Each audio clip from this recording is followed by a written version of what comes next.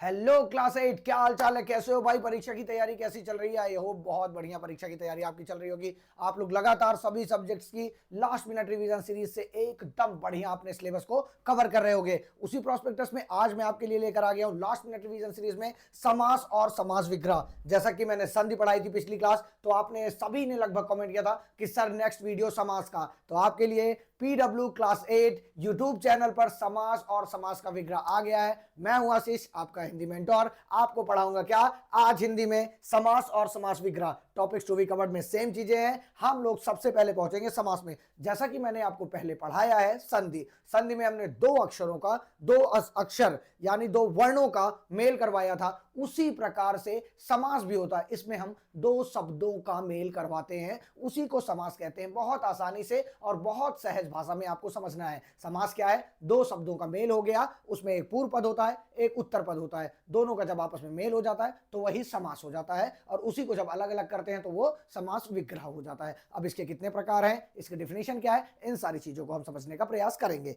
आइए शुरुआत करते हैं फटाफट। हम लोग देखते हैं। देखिए समास की डिफिनेशन क्या है। जब दो या दो से अधिक शब्दों को मिलाकर एक नया शब्द बनाया जाता है तो इस प्रक्रिया को समास कहा जाता है, तथा समास किए हुए शब्द को समस्त पद या सामासिक पद शब्द कह सकते हैं। यानी जो समास का होता है, समास क्या होता है? खाली दो शब्दों का मेल होता है, उससे नया शब्द बन जाता है, उसी को हम समास कहते हैं। अब आइए देखते हैं कुछ उदाहरण इसके। देखिए, जब समास के सभी पदों को अलग अलग किया जाता है तो उसमें समास विग्रह कहते हैं। अब देखिए, जैसे एक शब्द दिया गया हुआ है नर और नारी, तो नर और नारी हो गया। यहां पर और जो शब्द था उसका लोप था। जैसे ही इन शब्दों का आप समास विग्रह करते हैं उसके अंदर और आ जाएगा। दिख गया आपको? देशभक्ति। अब देशभक्ति के बीच में कौन सा समास छुपा हुआ है? समास विग्रह जब करेंगे आप तो के लिए आपने कारक चिन्ह भी पढ़ा था, तो के लिए, देश के लिए भक्ति, यथा समय। अब अनुसार, और कारक में एक चीज, अरे समास में एक चीज और आपको मैं बता देता हूं कि इसमें जो समास होता है इसमें क्या होता है? परिवर्तन किस चीज में नहीं होता? लिंग और वचन में, कारक में किसी भी प्रकार का परिवर्तन नहीं होता है समास के प्रथम पद से। देखिए, जैसे यथाशक्ति, यथा माने होता है के अनुसार। अब के अनुसार का आप प्रयोग कहां पर कर सकते हैं? देखिए, इसमें ना लिंग का परिवर्तन होगा, ना वचन का परिवर्तन होगा, ना ही किसी कारक में परिवर्तन आएगा, तो क्या हो जाएगा? समास कहलाएगा। अब के अनुसार, लड़कों के अनुसार, लड़कियों के अनुसार, तो इसमें आप देख रहे होंगे के अनुसार के अंतर्गत कोई भी परिवर्तन नहीं आया है, वही होता है समास। देखिए, यथाशक्ति। अब समय के अनुसार, दशानन, जैसे ही दशानन का नाम लेते हैं हम, तुरंत हमारे दिमाग में रावण की इमेज बनकर आ जाती है कि जिसके 10 सिर हैं वो है दशानन। चक्रधर, जैसे ही चक्रधर का नाम लिया जाता है आपको विष्णु जी का ध्यान आ जाता है। लंबोदर, जैसे ही लंबोदर का नाम लिया जाता है आपको किसका ध्यान आ जाता है? तुरंत ही गणेश जी का ध्यान आ जाता है। इसी प्रकार से भाई बहन के बीच में देखिए डैश है और का लोप है, तो यही होता है समास और समास विग्रह। आगे चलते हैं, इसके कितने टाइप्स हैं, कौन कौन से उदाहरण हैं, और इसमें उत्तर पद, पूर्व पद और अन्य पद क्या है, ये भी हम समझने का यहां पर प्रयास करेंगे। देखिएगा, समस्त पद में दो पद होते हैं। पूरे जो पद, समस्त पद होता है मानिए एक शब्द पूरा मिलकर, जो दो शब्द मिलकर बनते हैं वो एक पद, दो पद होते हैं, पूर्व पद और उत्तर पद। अब देखिए, विद्यालय, जैसे विद्या का आलय, विद्या और आलय से मिलकर क्या बना है? एक पद बना है, इसको कहते हैं समस्त पद। अब जो पूर्व पद है, विद्या जो होगा वो पूर्व पद हो जाएगा, आलय जो हो जाएगा उत्तर पद हो जाएगा। अब कहेंगे सर आपने एक पद और बताया अन्य पद, तो वो हम बहुब्रीहि समास जब पढ़ने लगेंगे तो वहां पर उसको अच्छे से समझेंगे। देखिए, अब क्या हुआ? विद्यालय, विद्या के लिए आलय, जब इसका समास विग्रह हम करेंगे तो इसमें के लिए का प्रयोग हम कर देंगे, ठीक है ना? ये होता है समास। अब समास में कई प्रकार होते हैं। समास के भेद कौन कौन से हैं इनको हम देखेंगे। 6 प्रकार के भेद हमारे सामने होते हैं। अव्ययी भाव समास, तत्पुरुष समास, कर्मधारय समास, द्विगु समास, द्वंद्व समास, बहुसमास, बहुब्रीहि समास। अब यहां पर आपको मैंने एक चीज बताया कि लिंग वचन कारक में नहीं चेंज होता, लेकिन लिंग वचन कारक में किस वाले समास में, किस वाले समास के भेद में नहीं चेंज होता है? तो वो यही है अव्यय। अव्यय जो होता है उसमें किसी भी प्रकार का परिवर्तन नहीं होता। तो जो यथा दिया था वो अव्यय है, के अनुसार जो शब्द मैंने बताया था वो अव्यय है। तो पहला भेद जो है अव्ययी भाव समास, उसी में क्या होगा? नहीं चेंज होगा। अब 6 में एक एक करके हम यहां पर पढ़ने का प्रयास करेंगे। देखिएगा, इसमें अब प्रथम पद और उत्तर पद किसमें किसमें प्रधान होता है ये भी हम देखने का प्रयास करेंगे। तो अव्ययी भाव समास, अव्ययी, इसमें प्रथम पद अव्यय होता है। अव्यय मतलब जिसके कारण कोई भी लिंग वचन कारक में परिवर्तन ना आए। जैसे मैंने कहा यथाशक्ति, के अनुसार, लड़कों के अनुसार, लड़कियों के अनुसार। एक ऐसा शब्द है जिसका प्रयोग करने से कोई भी कार लिंग वचन कारक में परिवर्तन नहीं आएगा और उसका अर्थ प्रधान होता है, ठीक है ना। उसका अर्थ क्या होता है? प्रधान होता है, उससे अव्ययी भाव समास कहते हैं। तो इसमें कौन सा पद होता है? प्रथम पद अव्यय होता है। जैसे मैंने कहा यथाशक्ति में, तो यथा क्या है? प्रथम पद हो जाएगा। देखिएगा इसमें अव्यय पद का प्रारूप लिंग वचन कारक में नहीं बदलता है, वो हमेशा एक जैसा रहता है। तो यथा जो है वो हमेशा एक जैसा रहेगा। आइए देखते हैं, जैसे यथा और शक्ति, तो पूर्व पद क्या हो गया? यथा हो गया, और इसमें यही जो है अव्ययी भाव समास में क्या होगा? प्रधान होगा। शक्ति के अनुसार, यथा क्रम, क्रम के अनुसार, यथा नियम, नियम के अनुसार, ठीक है ना। प्रतिदिन, प्रत्येक दिन, प्रतिवर्ष, हर वर्ष, आजन्म, जन्म से लेकर, तो ये सारी चीजें क्या हुई? अव्ययी भाव समास में आया हुई। और इसमें क्या हुआ? प्रथम पद ही प्रधान होता है, जिसके कारण किसी भी लिंग वचन कारक में परिवर्तन नहीं आता है, उसे हम अव्ययी भाव समास कहते हैं। ध्यान रखिएगा। अब ऐसे ही और भी इतने सारे उदाहरण आपके सामने दिए गए हैं। यथासाध्य, जितना साधा जा सके, तो क्या हो गया? यथा, यहां पर क्या है? प्रथम पद जो है उसमें कोई भी उसके कारण लिंग वचन कारक में परिवर्तन नहीं आ रहा है। तो ध्यान रखिएगा, ये सारे उदाहरण आपके अव्ययी भाव समास के थे। अब आगे चलते हैं हम तत्पुरुष समास। तत्पुरुष समास क्या होता है? बहुत ध्यान से सुनिएगा। आपको मैंने अभी संधि पढ़ाई थी, उससे पहले मैंने आपको कारक पढ़ाया था। कारक में मैंने क्या बताया था? अपने कर्ता ने कर्म को करण से संप्रदान के लिए अपदान से पृथक, ये सारी चीजें हमने पूरी आपको पढ़ा दी थी। तो जितने भी कारक होते हैं, प्रथम कारक कर्ता ने को और संबोधन हे अरे को अगर आप छोड़ दीजिए तो तत्पुरुष समास में सभी कारक होते हैं, और इसमें जिस कारक का लोप रहता है वही समास हो जाता है। आइए सबसे पहले तत्पुरुष समास समझने का प्रयास करते हैं। जहां समस्त पद के दो खंडों के बीच परसर्ग, यानी जो परसर्ग होते हैं को, के लिए, आदि का लोप हो जाता है, वहां पर तत्पुरुष समास होता है। तत्पुरुष समास का शाब्दिक अर्थ, यानी एक एग्जैक्ट अर्थ अगर आप तत्पुरुष का समझेंगे तो उसका मतलब क्या होता है? उसका आदमी। ये इसका एक शाब्दिक अर्थ है। कभी शाब्दिक अर्थ पूछ लिया तो आपको बता देना। जैसे राजकुमार, तो राजा का कुमार, यहां पर आप क्या देख रहे हैं? राजा का कुमार। यहां पर क्या हो गया? का प्रयोग है। कर्ता ने कर्म को करण से संप्रदान के लिए, तो यहां पर किसका प्रयोग हुआ है? का, यानी संबंध दिखा रहा है यहां पर, ठीक है ना।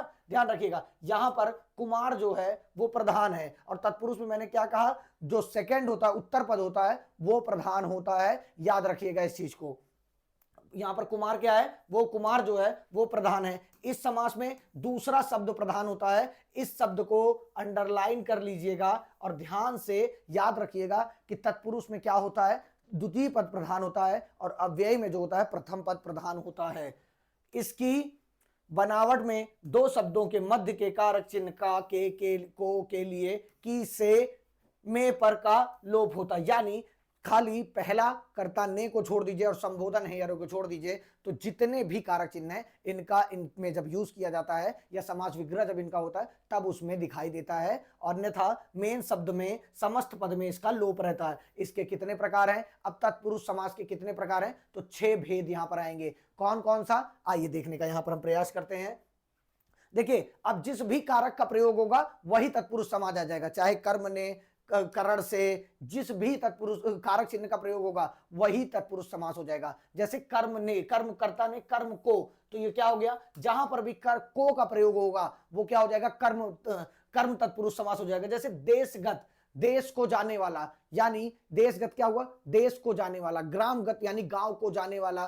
तो यहां पर ऐसे देख लीजिए, गृहगत, गृह को जाने वाला, तो क्या? घर को जाने वाला। तो को का जहां प्रयोग होगा, तो आपसे मान लीजिए एग्जामिनर पूछ लिया कि गृहगत में कौन सा तत्पुरुष समास है, तो आप लेंगे गृहगत, घर को जाने वाला, तो क्या हो गया? यहां पर कर्म तत्पुरुष समास हो गया। तुरंत आप आंसर लगाओगे और 1 नंबर अपना फिक्स कर लोगे। यहां पर देखो को लोप जहां पर होता है। अब समास विग्रह से पहले देखो, देशगत, देश को गत, देश को जाने वाला। ग्रामगत, ग्राम को जाने वाला। गृहगत, गृह को जाने वाला। परलोक गमन, यानी परलोक को जाने, परलोक को गमन, यहां पर को का प्रयोग है। स्वर्ग प्राप्त, स्वर्ग को प्राप्त। तो इसमें जिसमें भी लोप रहता है को का, वो कर्म तत्पुरुष समास हो जाता है। ध्यान रखिएगा। अब आगे चलते हैं, हम देखेंगे करण।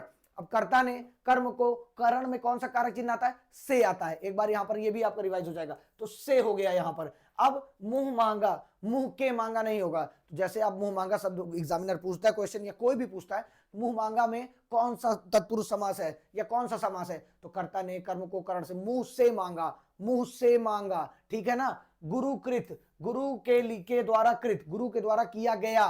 तुलसी कृत, तुलसी के द्वारा कृत यानी तुलसी के द्वारा किया गया। हस्तलिखित, हाथ से लिखा हुआ। तो यहां पर क्या हुआ, जहां पर भी से होगा, से का लोप होगा, वो कौन सा हो जाएगा, करण तत्पुरुष समास हो जाएगा। जब इसका आप समास विग्रह करेंगे तो मुंह से मांगा, गुरु के द्वारा, तुलसी के द्वारा, हस्त से लिखित। तो यहां पर के द्वारा या से जो भी आएगा आपको क्या करना है, करण तत्पुरुष बताना है वहां पर। आई होप आपको ये सारी चीजें बेहतर समझ में आ रही होंगी।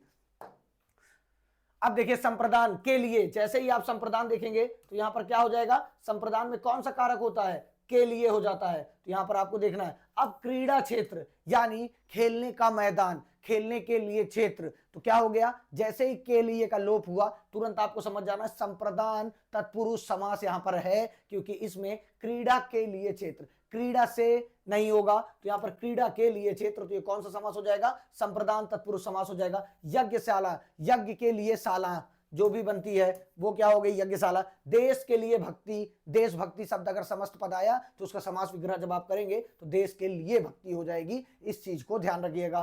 कृष्ण पर्ण यानी कृष्ण के लिए क्या, अपर्ण। तो याद रखिएगा ये जो संप्रदान है इसमें के लिए का लोप होता है, लोप माने के लिए बीच से गायब रह हो जाता है, और एक समस्त पद यानी पूरा एक शब्द जो रहता है उससे आपको अलग जब करेंगे, विग्रह करेंगे, तो वहां पर जो भी कारक चिन्ह निकल के आएगा वही तत्पुरुष समास हो जाएगा। अब यहां पर के लिए निकल के आ रहा है तो तत्पुरुष संप्रदान तत्पुरुष हो जाएगा समास, याद रखिएगा। चलिए आगे देखते हैं। इसी तरह अपादान तत्पुरुष, यहां पर आप देखेंगे इसमें अपादान कारक की विभक्ति से का लोप होता है। अब कर्ता ने कर्म को करण से, अपादान के लिए, संप्रदान से पृथक, यानी क्या होगा, अपादान से के क्या होगा, से अलग, अपादान से पृथक। जब किसी चीज को किसी चीज से अलग किया जाएगा तो वहां पर अपादान कारक चिन्ह का प्रयोग होगा। तो ये अपादान तत्पुरुष समास कौन सा होगा, जिसमें से का प्रयोग किसी चीज को अलग करने के लिए हो रहा हो, तो वहां पर क्या होगा, अपादान तत्पुरुष। जैसे पथ भ्रष्ट, पथ से भ्रष्ट यानी पथ से भटकाव या भ्रष्ट हो जाना, ये क्या हो गया, पथ से भ्रष्ट, इसका समास विग्रह हो जाएगा। धर्म भ्रष्ट यानी धर्म से भ्रष्ट, धर्म से अलग हो रहा है, पृथक होने के परिप्रेक्ष्य में अपादान कारक का प्रयोग किया जाता है से, ध्यान रखिएगा। धर्म से भ्रष्ट, पदच्युत यानी पद से मुक्त, यानी किसी पद पर कोई था उससे उसको हटा दिया गया, तो अलग होने के परिप्रेक्ष्य में क्या हुआ, यहां पर अपादान तत्पुरुष समास का प्रयोग किया जा रहा है। बुद्धि से हीन, बुद्धिहीन का क्या होता है, बुद्धि से हीन हो, यानी बुद्धि से जो एकदम बैल टाइप का व्यक्ति हो वही क्या होता है, बुद्धिहीन होता है। तो बुद्धि से हीन यानी से का प्रयोग, से का लोप जहां पर हो रहा हो, जिस समस्त पद में या समास विग्रह करने में से आ रहा हो, वो भी पृथक करने के परिप्रेक्ष्य में, तो क्या हो जाएगा, पृथक माने अलग करने के परिप्रेक्ष्य में, तो अपादान कारक हो जाएगा, अपादान तत्पुरुष समास भी हो जाएगा। तो अपादान कारक का प्रयोग करते हुए अपादान तत्पुरुष बन गया। अब संबंध, संबंध का क्या होता है कारक चिन्ह, का के की, यही होता है। देखिए क्या होती है विभक्ति, का के की, यही होता है। का क्या होता है, लोप हो जाता है। अब देखिए पवन पुत्र, अब किसका पुत्र है, पवन का पुत्र है, तो पवन का संबंध है अपने पुत्र से, तो पवन का पुत्र। यमुना तट, यमुना का तट। राजपुत्र, राजा का पुत्र। गंगा जल, गंगा का जल। तो संबंध जहां बताया जाएगा तुरंत आपको बताना सर इसमें संबंध कारक का प्रयोग हो रहा है, यानी का प्रयोग हो रहा है, का की के का प्रयोग हो रहा है, तो यहां पर क्या होगा, संबंध तत्पुरुष समास हो जाएगा। पवन का पुत्र, यमुना का पुत्र, राजा का पुत्र, गंगा का जल, तो इनसे इनका संबंध है, इसलिए ये संबंध तत्पुरुष समास हो जाएगा। अब देखेंगे अधिकरण तत्पुरुष में क्या होता है, में पर, अधिकरण कारक चिन्ह क्या है, में पर होता है। देखिए शरणागत यानी उसकी शरण में आगत, उसकी शरण में आया हुआ, तो यहां पर किस चीज का लोप हो रहा था, में पर का लोप हो रहा था। देखिए शोक मग्न, शोक में मग्न। दानवीर, अब यहां पर महाभारत अगर आपने देखा होगा तो देखा होगा, दानवीर कर्ण यानी दान करने में जो सबसे बड़ा वीर हो उसको कर्ण कहते हैं हम। तो दानवीर यानी दान में वीर, दान करने में वीर जो होता है वो क्या होता है, युद्धवीर यानी युद्ध में जो वीर हो। इसी तरह कला प्रवीण, कला में जो मास्टर हो उसको क्या कहेंगे हम, अधिकरण। तो में और पर कारक चिन्ह का जहां पे भी आएगा लोप होगा वो क्या हो जाएगा, अधिकरण तत्पुरुष समास हो जाएगा। इस चीज को ध्यान रखिएगा। आई होप ये चीजें आपको क्लियर हो रही होंगी और एग्जाम में आप अच्छे से आंसर को करके आएंगे, मुझे इतना लगता है। आगे चलते हैं। अब देखिए कर्मधारय समास आ गया। अब वहां पर ये सारे तत्पुरुष समास जो थे, उनके जो भेद थे 6 वो खत्म हो गए। अब कर्मधारय समास में देखते हैं क्या होता है। इस समास में पहला पद विशेषण और दूसरा पद विशेषण का विशेष्य होता है, यानी जहां पर भी विशेषण और विशेष्य आपको दिखे, तो मैंने पहले आपको विशेषण विशेष्य की क्लास ली, फिर संधि की क्लास ली, फिर आपकी समास की क्लास ली। अब विशेषण विशेष्य जहां भी आपको देखे और समास से क्वेश्चन आपको पूछ ले, तो आपको तुरंत बताना है कि सर ये कर्मधारय समास। जैसे अब नील कमल आ गया, तो कमल कैसा है, नीला है, तो नीला क्या हो गया, विशेषण हो गया। तो उसमें क्या करना है आपको, जहां भी विशेषण विशेष दिख जाए तुरंत आपको बताना सर इसमें कर्मधारय समास हो गया। और एक चीज देखिएगा यहां पर सदगुण, सदगुण में 2 पद हैं, सद और गुण, चूंकि इसका पहला पद विशेषण है और दूसरा पद उसका विशेष्य है, तो क्या हुआ, गुण जो है उसका क्या है, विशेष्य है, और सद क्या है, उसका विशेषण है। अतः यहां पर कर्मधारय समास है। अतः जहां सामासिक पद के दोनों खंडों में विशेषण विशेष या उपमान उपमेय संबंध हो, वहां कर्मधारय समास होता है। ठीक है सर, विशेषण विशेष से तो मुझे आपने पढ़ाया है, लेकिन उपमान उपमेय नहीं पढ़ाया है। एक लाइन बताता हूं, हमेशा याद रखना, उपमान उपमेय में क्या होती है, किसी से तुलना की जाती है। अब कहेंगे सर कैसे हम पहचानेंगे कि कौन सी तुलना में उपमान है, कौन उपमेय है, तो मैंने आप एक छोटा सा उदाहरण देता हूं, चांद सा मुखड़ा।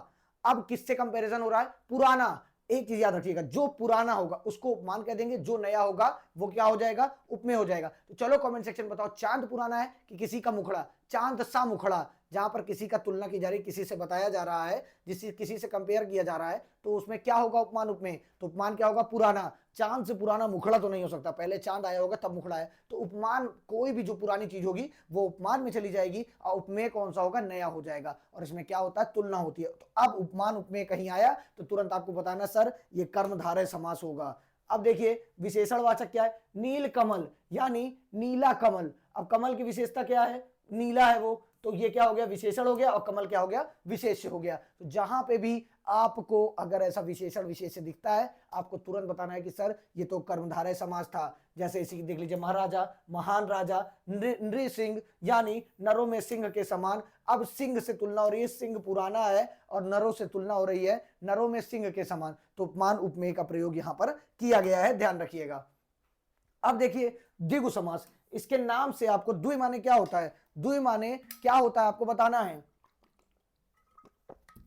द्वि माने क्या होता है, दो। जहां पे भी संख्यावाची यानी 2, 4 किसी भी संख्या का आ रहा है वर्णन प्रथम पद में, पूर्व पद में, तो आपको क्या करना है, पूर्व पद में संख्या हो और उत्तर पद में पूरे समूह की चर्चा हो रही हो, तो क्या हो जाएगा, द्विगु समास। जैसे चौराहा हो गया, तिराहा हो गया, तो क्या हो गया, ये सभी द्विगु समास के अंतर्गत आ जाएंगे। देखिए जिस समासिक पद का पहला पद संख्यावाचक होता है और समूह का बोध कराता है, उसे द्विगु समास कहते हैं। त्रिभुवन यानी इसमें पहला पद जो है वो त्रि माने क्या होता है, तीन, क्या है, संख्यावाचक है, और दूसरा पद प्रधान है, अतः यहां पर द्विगु समास होगा। और इसमें कौन सा पद प्रधान होता है, तो दूसरा पद प्रधान होता है, इस चीज को ध्यान रखिए। जैसे देखिए त्रिलोक यानी तीनों लोकों का समूह, यहां पर त्रिलोक की बात हो रही है, आकाश पाताल सब की बात हो रही है, ठीक है ना, ध्यान रखिएगा, आकाश धरती पाताल तीनों लोकों का समूह।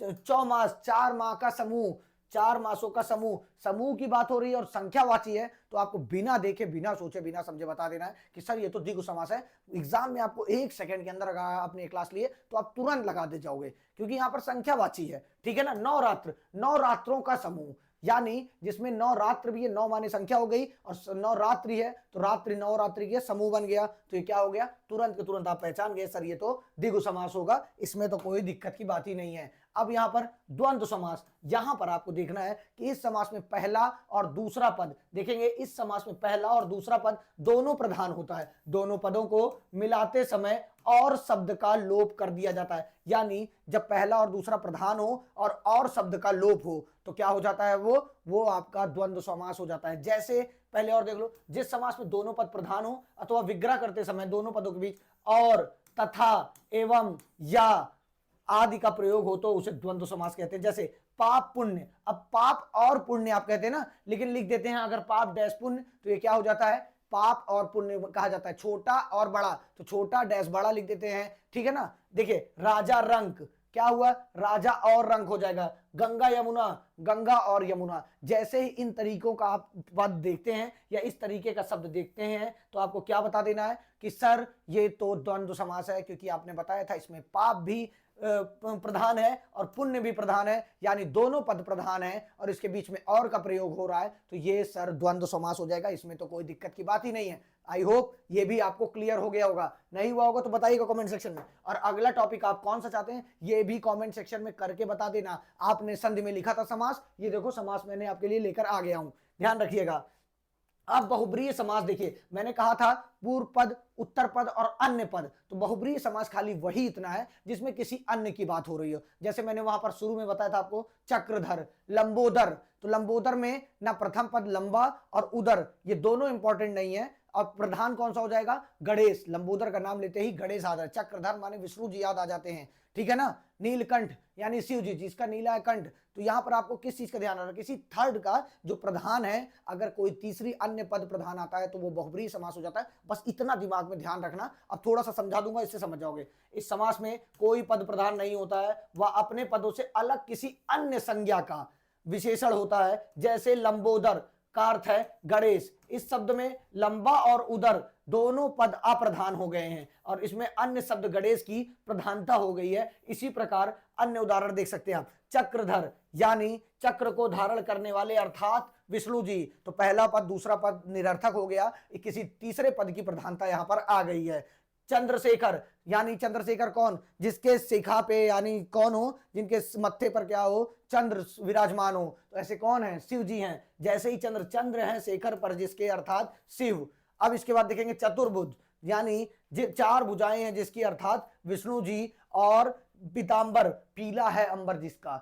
अब यहां पर पीतांबर कोई प्रथम पद और उत्तर पद नहीं है, इसमें अन्य पद यानी कृष्ण जी की बात हो रही है। पीले हैं अंबर जिसके अर्थात श्री कृष्ण जी की यहां पर बात हो रही है। तो बहुब्रीहि समास का मतलब किसी अन्य की प्रधानता आ जाए तो वही हो जाता है बहुब्रीहि समास। आई होप आपको ये सारी चीजें बहुत बेहतरीन तरीके से समास आज क्लियर हो गया होगा, बहुत सिंपल लैंग्वेज में, है ना। मुझे लगता है कि क्लियर हो ही गया होगा। अब देखो यहां पर मैंने समास और समास विग्रह और समास के टाइप्स जो हैं सारे आपको करा दिए। तो आई होप मेरे चैंपियंस को सब समझ में आ गया होगा। समास से एक भी नंबर नहीं कटेगा एग्जाम में, नहीं कटेगा ना। कमेंट सेक्शन में बताओ फटाफट कि क्लास कैसी लगी। अगर आप ऐप पे देख रहे हो तो ऐप पे रेटिंग दे देना। बाकी कमेंट से जरूर बताना कि आपको नेक्स्ट टॉपिक कौन सा चाहिए और क्लास कैसी लगी, अच्छी या नहीं। बाकी हम लोग कब मिलेंगे, हम लोग बहुत ही जल्द आपको मैराथन लेके मिलेंगे, जहां पर ग्रामर के 0 पॉइंट से लेकर आपके एनसीईआरटी के लास्ट तक के सभी को 3-4 घंटे में क्या करेंगे, खत्म कर देंगे, जिससे आप अपने एग्जाम में जाओ आराम से और एग्जाम देकर चले आओ। तो बहुत आसान तरीके से सारी चीजें होने वाली हैं। आप लोग को क्या करना है, बस आपको पीडब्ल्यू क्लास 8 यूट्यूब चैनल पर बने रहना है लगातार और सारी नोटिफिकेशंस को देखते रहना है। तब तक के लिए धन्यवाद, मिलते हैं किसी और क्लास में। क्लास कैसी लगी जरूर बताइएगा। Bye bye, tata, see you.